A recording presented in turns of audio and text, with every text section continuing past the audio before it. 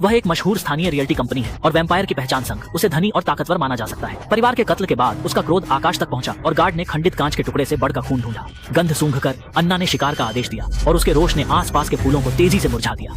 एक कथित stump hero के रूप में अपनी बेटी की जरूरतों को पूरा करने के लिए बर्ड ने अपने मित्र ओल्ड जॉन का सहारा लिया। ओल्ड जॉन ने अपनी प्रतिष्ठा के बल पर हंटर गिल्ड की जमानत दी और बर्ड को गिल्ड में पुनः लाया।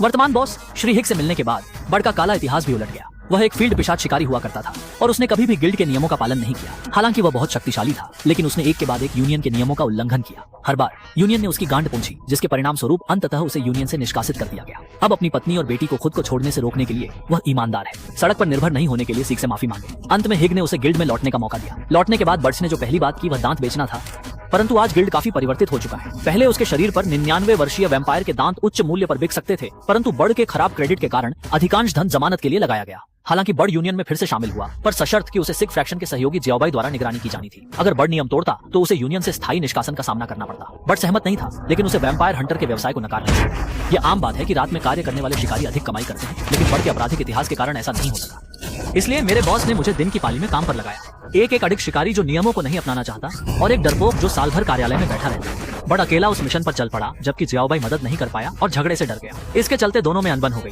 जियाओबाई हर उल्लंघन की रिकॉर्डिंग करता, संघर्ष को बढ़ाता, लेकिन अपने परिवार के लिए बर्ड को जियाओबाई से विनती करनी पड़ी जब तक वह पर्याप्त पैसा बचा सकता है। दूसरा पक्ष जो कुछ भी कर सकता है। दूसरी तरफ दांत चोट पहुंचाते हैं, ट्रॉय का दरवाजा हिंसक रूप से क्षतिग्रस्त हो जाता है और यह पिशाच अन्ना है।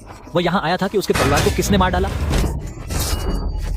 जब तक बर्ड ट्रॉय की दुकान पर पहुंचे तब तक ट्रॉय की हत्या कर दी गई थी और मेज पर ट्रॉय के दांतों के साथ नाम लिखा गया था। जब बर्ड चला गया तो जियाओबाई यूनियन को यह बताना चाहता था कि यहाँ क्या हुआ और दोनों के बीच फिर से विवाद हुआ। यह पता चला कि किसी भी शिकारी को 30 दिनों के लिए निलंबित कर दिया जाएगा जब वह नागरिक की मृत्यु का सामना करता है, लेकिन बर्ड के पास इंतजार करने का समय नहीं था।